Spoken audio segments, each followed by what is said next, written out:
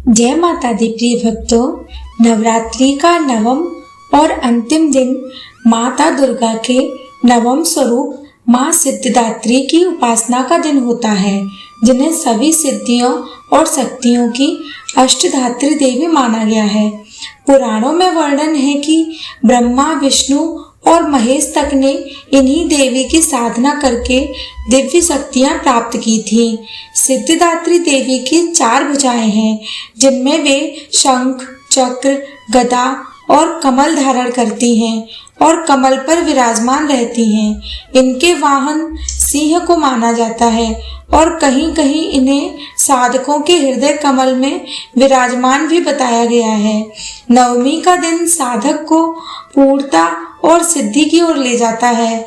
इस दिन की पूजा विशेष फलदायी मानी जाती है, क्योंकि इसमें साधक को देवी माँ का आशीर्वाद संपूर्णता में प्राप्त होता है।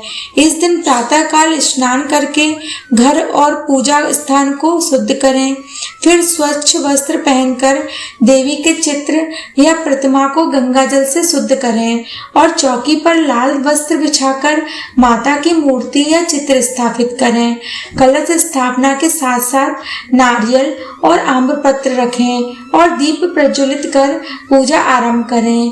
धूप, दीप, पुष्प, अक्षत, सिंदूर, चंदन और नैवेद्य अर्पित करें और माँ के ध्यान मंत्र का उच्चारण करें।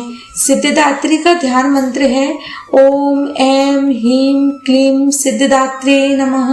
ओम ऐं ह्रीं क्लीं सिद्धिदात्रे नमः। इस मंत्र का जाप करने से जीवन में असंभव भी संभव होता है और व्यक्ति को अलौकिक आत्मबल मिलता है।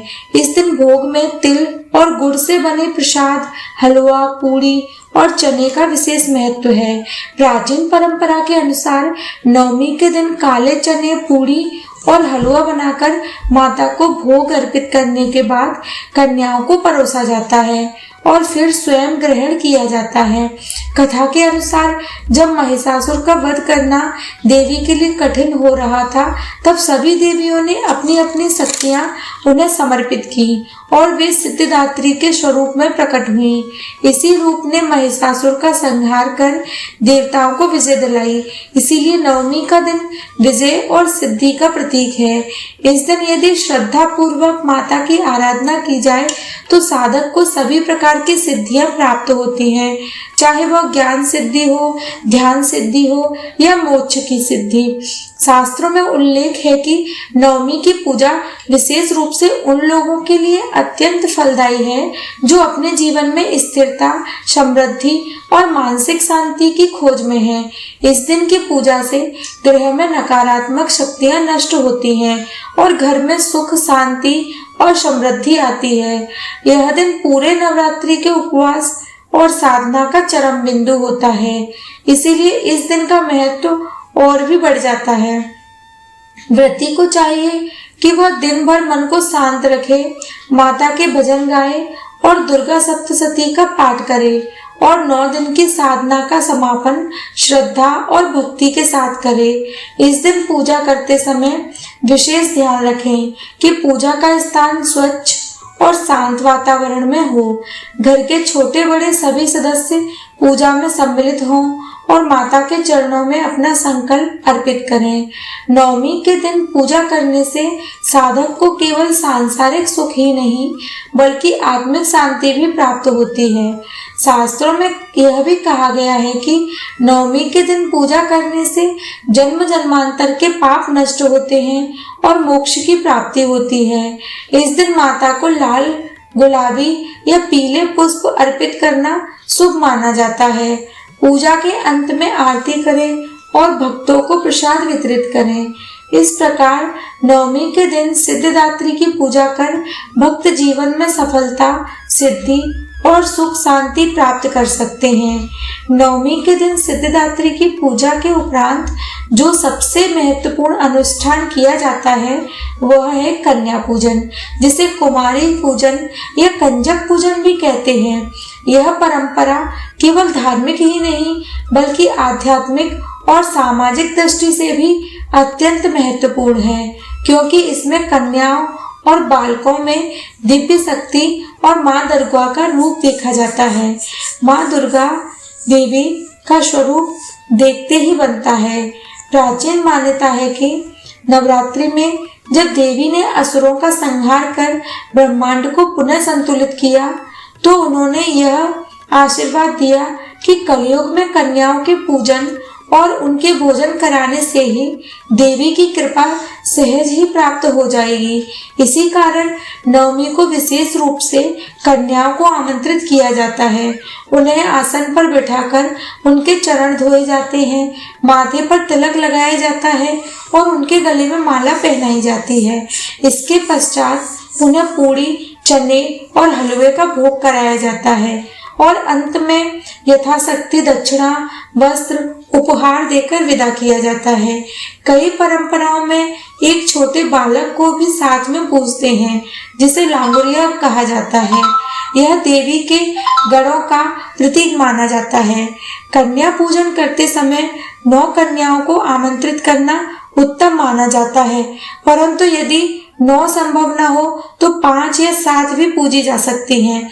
शास्त्रों में यह स्पष्ट कहा गया है कि कन्या पूजन के बिना नवरात्रि का व्रत अधूरा माना जाता है, क्योंकि यह संपूर्ण साधना का वास्तविक फल है।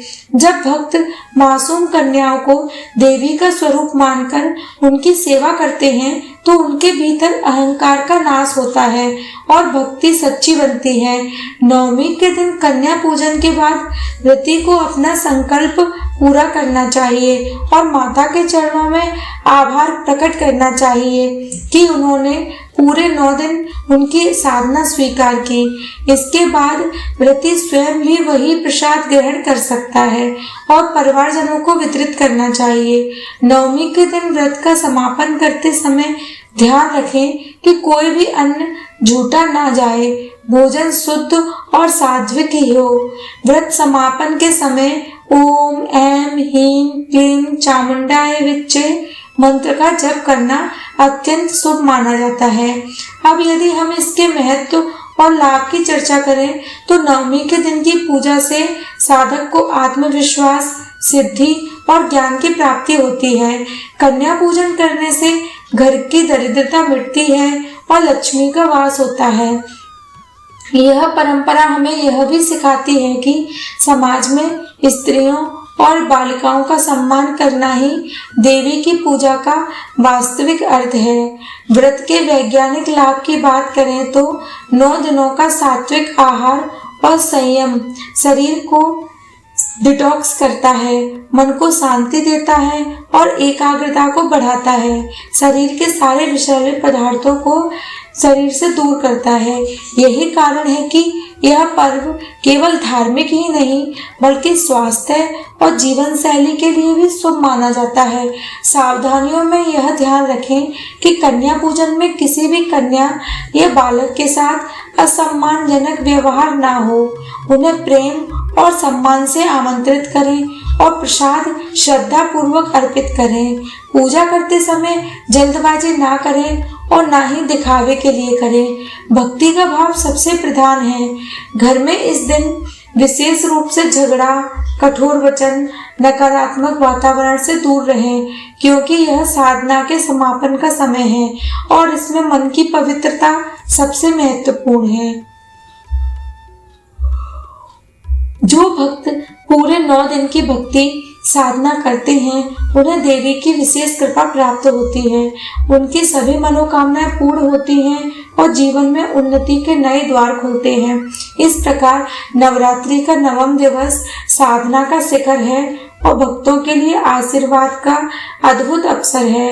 अंत में यही कहा जा सकता है कि यदि आप पूरे श्रद्धा भक्ति से नवरात्रि का व्रत करते हैं, नियमों का पालन करते हैं, कन्या पूजन करते हैं और माता को भोग अर्पित करते हैं तो निश्चित ही आपके जीवन में दुख, भय और बाधाएं समाप्त होंगी। आपके घर में सुख, शांति और समृद्धि का स्थायी वास होगा।